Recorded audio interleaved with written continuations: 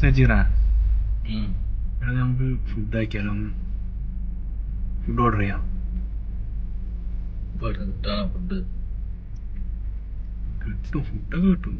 അതിനൊക്കെ ആൾക്കാരുണ്ട്. ഇന്ന് നട്ടപ്പാതിരക്ക് ആര് വരാനാണ്? ഫുഡുന്നുണ്ട്. എടാ അതിനല്ലടാ തളവാത്ത്.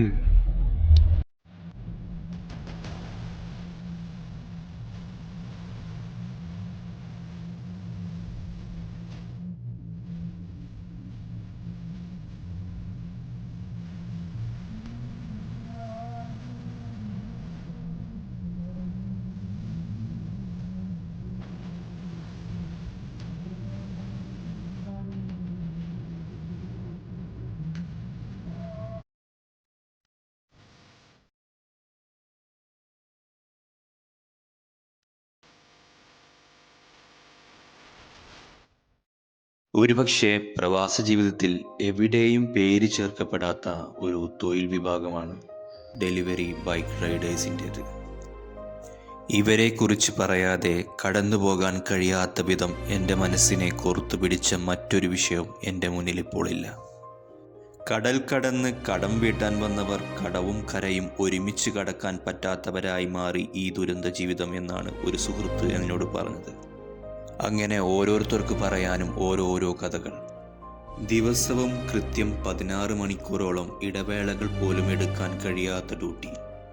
എന്നാൽ മാസത്തിൽ 2 ലീവ് എടുക്കാം എന്ന് കരുതിയാൽ 400ഓളം ടാർഗറ്റ് മുട്ടിക്കൽ കടമ്പ. ജീവിതം മടുക്കാൻ ഇതിൽ കൂടുതൽ മറ്റെന്തു വേണം?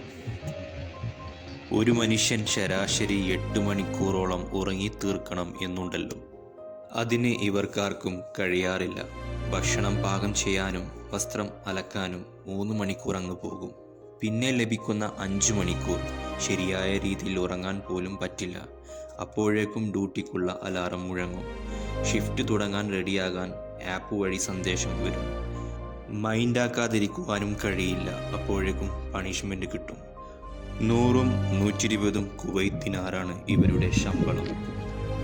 400 ഓർഡർ ടാർഗറ്റ് മുട്ടിക്കാൻ കഴിഞ്ഞിട്ടില്ലെങ്കിൽ ശമ്പളത്തിൽ നിന്ന് അതും പിടിക്കും.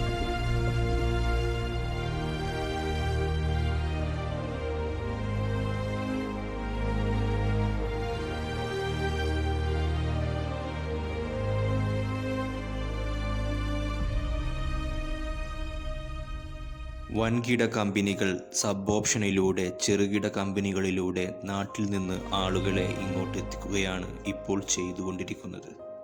മനുഷ്യൻ്റെ ദാരിദ്ര്യത്തെ മുതലെടുക്കുന്നവരിൽ പല ചെറുകിട കമ്പനികളും മോഹന വാഗ്ദാനത്താൽ പലരെയും ഇവിടെ കൊണ്ടുവന്ന് ചൂഷണത്തിനിരയാക്കി മാറ്റുന്നു.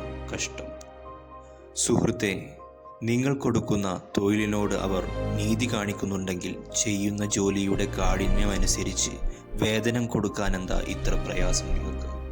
നിങ്ങൾ ചെയ്തുകൊണ്ടിരിക്കുന്ന ഈ പാപക്കറ നിങ്ങൾ ഏത് ചരിത്രരേഖകളിൽ രേഖപ്പെടുത്തും?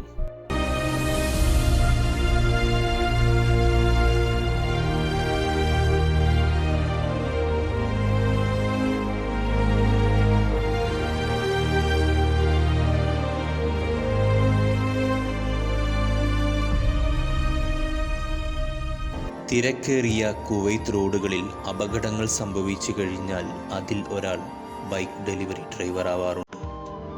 നമ്മുടെയൊക്കെ കൺമുന്നിൽ എത്ര മരണങ്ങൾ കാണാറുണ്ട്.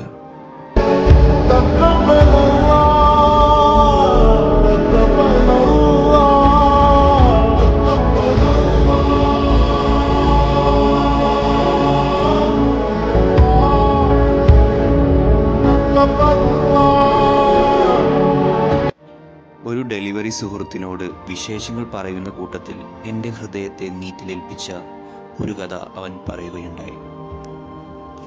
ഒപ്പം ജോലി ചെയ്യുന്ന ഒരു ആഫ്രിക്കൻ സുഹൃത്ത് കുറച്ച് ദിവസങ്ങളായി റൂമിൽ വന്നാലും ഫുൾ ടൈം കിടപ്പാണ്. കാര്യം തിരക്കിയപ്പോൾ യാതൊരു പ്രതികരണവുമില്ല. ഒരു ദിവസം പാതി ഉറക്കത്തിനിടയിൽ നേരിയ കരച്ചിലിനൊപ്പം തേങ്ങൽ ഞാൻ കേട്ടു. ഞാൻ അവൻ്റെ അരികിൽ ചെന്നിരുന്നു.